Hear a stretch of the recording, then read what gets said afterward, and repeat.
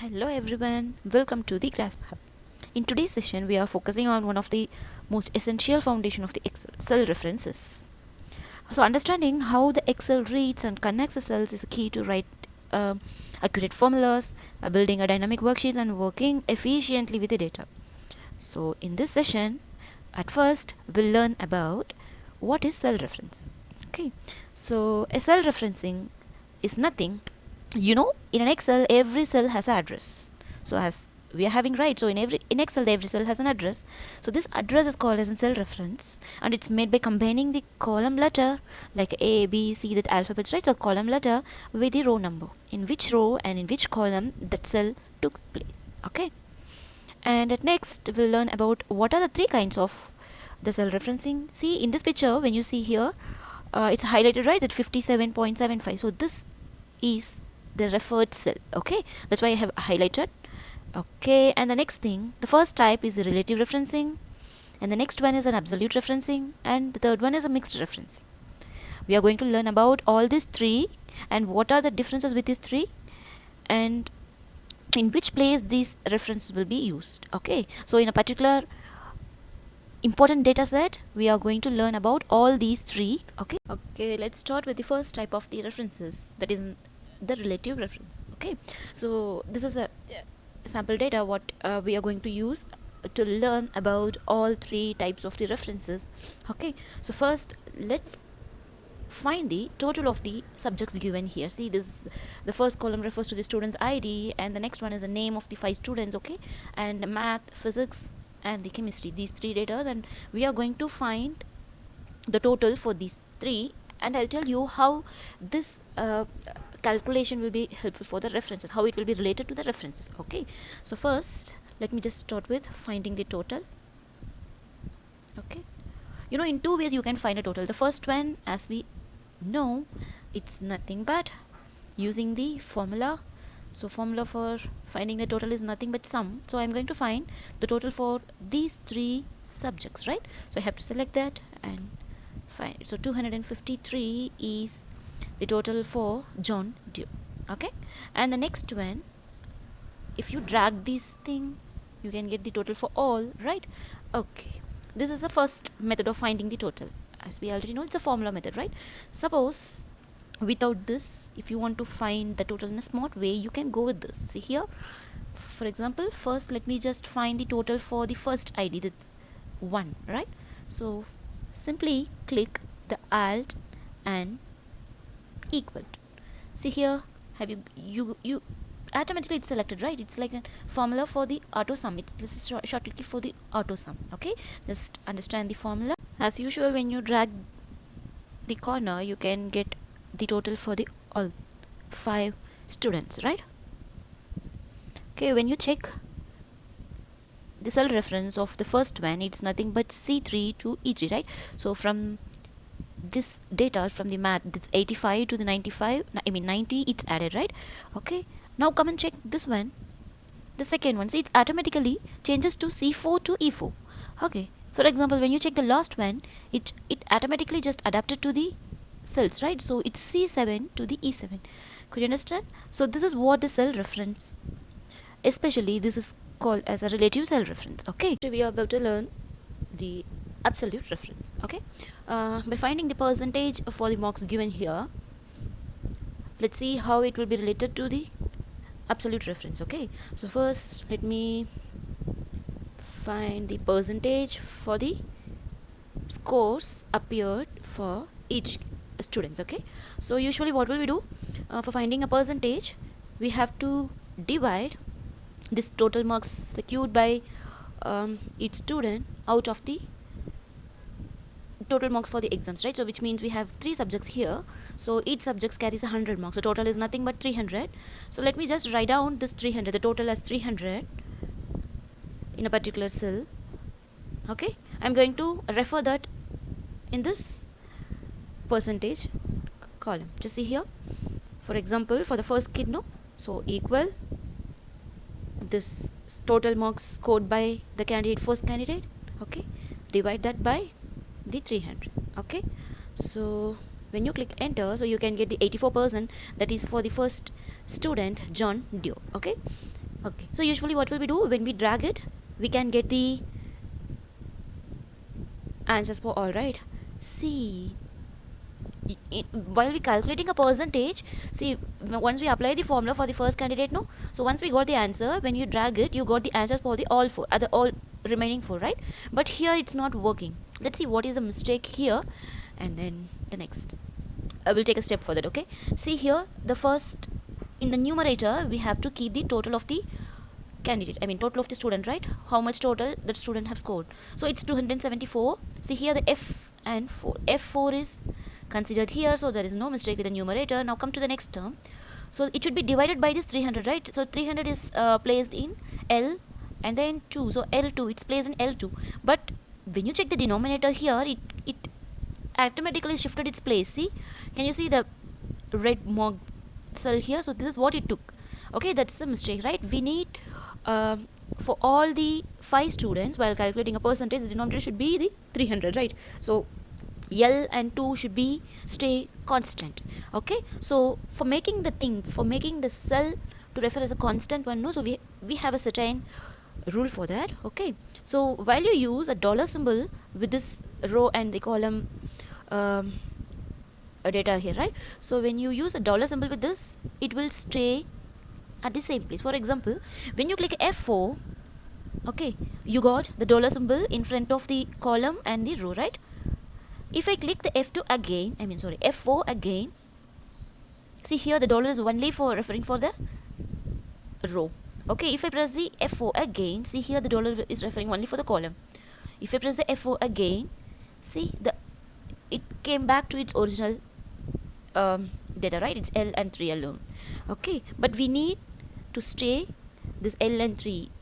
I need only this 300, say, so L and 2 should be constant one. So let me just stop here. I don't want to use the dollar here. Let's just go for the first formula here. Let me use the dollar symbol with this F4. Okay, the 84, it appears 84. Now you drag the thing. See here, you got 91% for the second candidate, and for Bob Johnson, the third one, it's 69, and for Elise, it's 88, and for Charlie, it's 58. Okay, let's just check what happened here. See here, the L and 2 stays constant in all the calculations. Can you check it? Yes. So this is what the absolute reference means. Okay, so an absolute reference is used when you want a cell reference to stay fixed. So no matter where the formula is copied, we can copy the formula from wherever. Okay, but you know what, if you want to make something constant in the formula, we should use the absolute reference. Hope you understood well the absolute reference. Okay, so next, the third type of the reference, cell reference, it's nothing but the mixed reference. Okay, so we are going to learn the mixed reference by having the same data. You know what, for finding the for understanding the absolute reference, we took a column of the percentage, right? This percentage is for the whole marks, whole total, right? If suppose they ask you to find the subject percentage for this 5 students, for example, what's a percentage the student scored in each subject? If suppose they ask you, particularly in a max, what is a percentage for the first student? So if suppose they ask you the particular percentage, so at that case we have to use this mixed reference. Let's learn that. See here,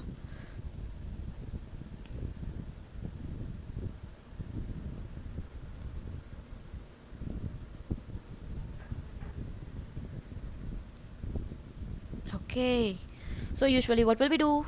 So finding a percentage, the total should be divided by the total marks scored and divided by these total marks, right? So for example, in max, the first student have got 85. Okay, let me just calculate here. So equal C3, this is the mark score, right? So it should be divided by the total marks scored by the John Doe. Okay, so I got 34%. John Doe scored 34% in max. Okay, so if I drag it, I should get the percentage for the physics and chemistry, right? But it's not like that. What is a mistake here? Let's check. What is the change we have to do here? See, so for physics, usually what should be considered, the 78 should be divided by this 253, right?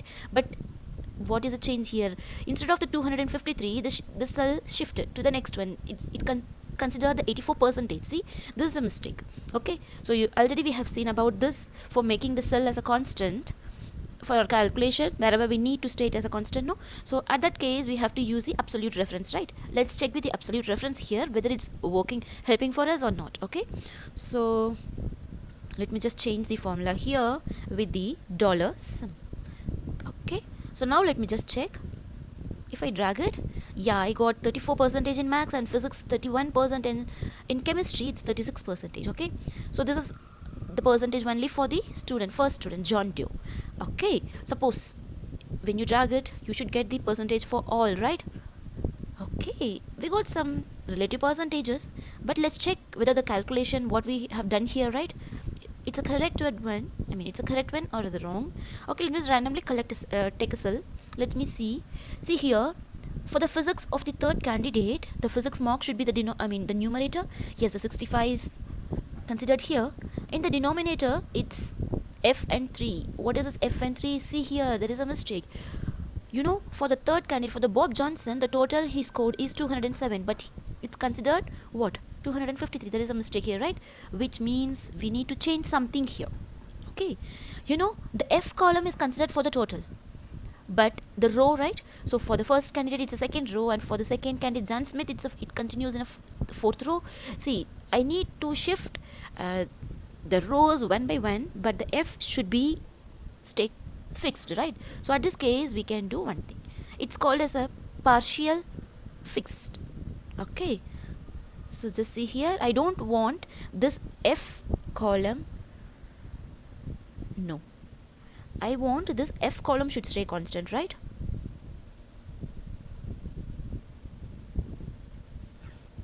Just a second, wait. But it should be fixed with the dollar. I don't want this row, right? So the row number should not be fixed. Okay, I want that to be shifted according to the candidate. Okay, so I just remove the dollar symbol from the row. Okay, let me just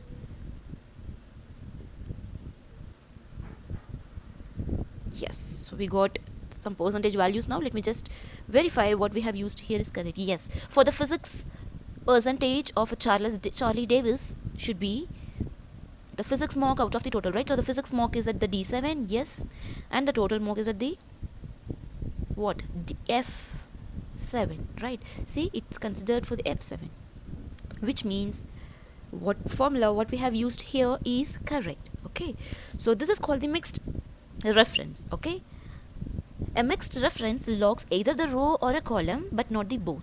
If suppose both logs, that will be called as an absolute reference, right? If suppose as per our need, if a certain row have to be fixed or certain column have to be fixed, we should move with the what? The mixed reference. You know, the mixed references are especially used in multiplication tables and the dashboards and the lookup structures, where one direction must stay fixed and the other one will be adjusted. Okay, so finally we should understand the relative reference moves in both the direction.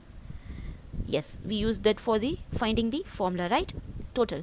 Yes, and for the absolute reference it stay fixed, both the row and the column should stay fixed. At that case we have to go with absolute reference. And the mixed reference, no, so the mixed reference is a half fixed and half flexible. Okay, so hope you understand all three types of the reference clearly. If you found this video helpful, don't forget to like the video, subscribe to the Grasp Hub, and continue learning Excel with me. Okay, see you in the next tutorial. Bye bye.